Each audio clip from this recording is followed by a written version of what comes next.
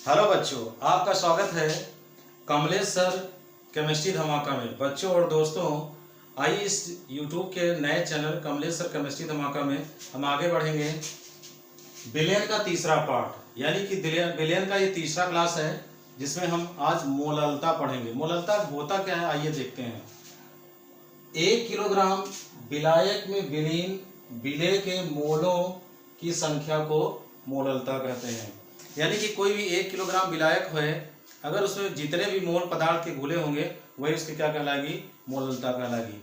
मोललता का सूत्र है विलेय के मोलों की संख्या बटा विलायक का भार ग्राम में गुणते कितना, 1000।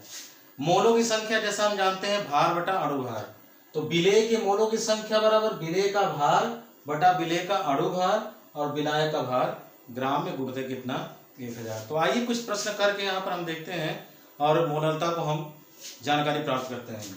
तो प्रश्न ये है कि 5 ग्राम कास्टिक सोडा को 250 ग्राम जल में घोलने पर प्राप्त विलयन की मोललता कितनी होगी। तो मोललता की गणना करनी है। मोललता बराबर विलेय का भार, विलेय का भार कितना है, 5 ग्राम। 5 ग्राम कास्टिक सोडा है। कास्टिक सोडा मतलब क्या, NaOH। इसका अणुभार, सोडियम का परमाणु भार 23, ऑक्सीजन का 16 और हाइड्रोजन कितना, 1 होता है, कितना हो गया, 40। जैसा कि पिछले क्लास में अणुभार कैसे जोड़ते हैं हमने सिखाया है, परमाणु भार से अणुभार निकालना। तो इसका कितना हो गया, 40 बटा कितना, 250। विलायक का भार कितना है, देखिए 250 ग्राम जल है, गुणते कितना, 1000। तो विलेय क्या है, कास्टिक सोडा। जो घोला जाता है वो विलेय होता है और जो घोलने का काम करता है वो विलायक होता है। विलायक इसमें क्या है, जल है। तो इसको हम हल करते हैं।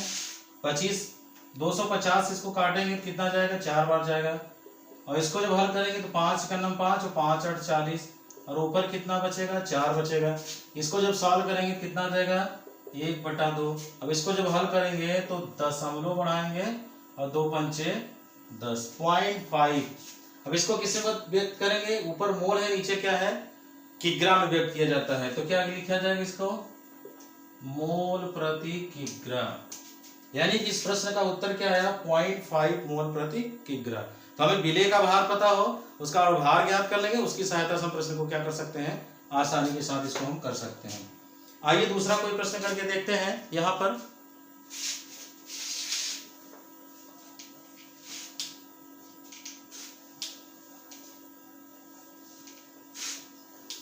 चलिए दूसरा प्रश्न जल्दी से हम करके देख लेते हैं।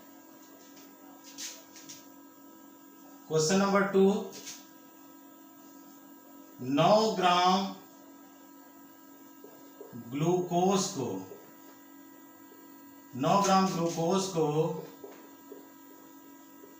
100 ग्राम जल में घोलने पर प्राप्त विलयन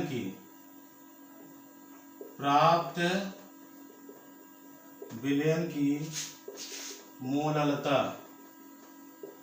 ज्ञात कीजिए। तो मोललता बराबर देख रहे हैं यहाँ पर, जैसा कि फार्मूला भी हमने बताया था, विलेय का भार बटे अणुभार गुणते 1000 बटा विलायक का भार। तो मोललता, ये दूसरे प्रश्न का हम कैलकुलेशन कर लेते हैं।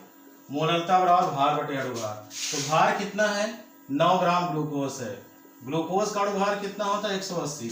ग्लूकोज का फार्मूला क्या है, C6H12O6। तो यहां से क्या करेंगे, हम अणुभार निकाल लेंगे इस फार्मूले की सहायता से। बटा कितना, विलायक का भार कितना है, 100 ग्राम है, गुणते कितना कर देंगे, 1000 कर देंगे। तो इस प्रश्न को अब हम करेंगे, इससे इसको काटेंगे, यहाँ पर कितना हो जाएगा, 10 हो जाएगा। ऊपर यहाँ 10 का गुणा हो जाएगा, 90 हो जाएगा, कितना हो जाएगा, 180 हो जाएगा। 1 शून्य से 1 शून्य ये कट गया, तो 9 1 9 और 9 दूनी 18। अब इसको जब सॉल्व करेंगे तो आएगा क्या, 0.5 मोल प्रति किग्रा। ग्लूकोज का अणुभार कैसे ज्ञात करेंगे, कार्बन का परमाणु भार 12 होता है, 12 × 72। हाइड्रोजन के 1 होता है, 12 × 12। ऑक्सीजन का 16 होता है, 16 × 96। इसको क्या करेंगे, जोड़ देंगे और कितना हो जाएगा, 180। पिछले क्लास में या अणुभार का एक क्लास हमने पढ़ाया, वहां पर देख लेंगे अणुभार कैसे निकाला जाता है, वो आ जाएगा। लेकिन यहाँ पर हमने आपको बता दिया। तो ग्लूकोज का भार कितना 9, अणु भार 180 और विलायक का भार कितना है 100।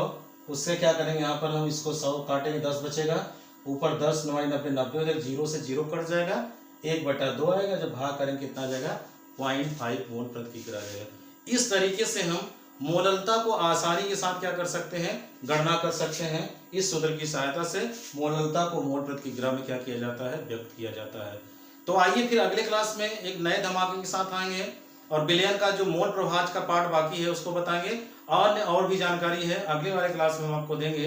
तो ये वीडियो कैसा लगा, लाइक और सब्सक्राइब और शेयर जरूर करिएगा। तो नए क्लास में हम मिलते हैं।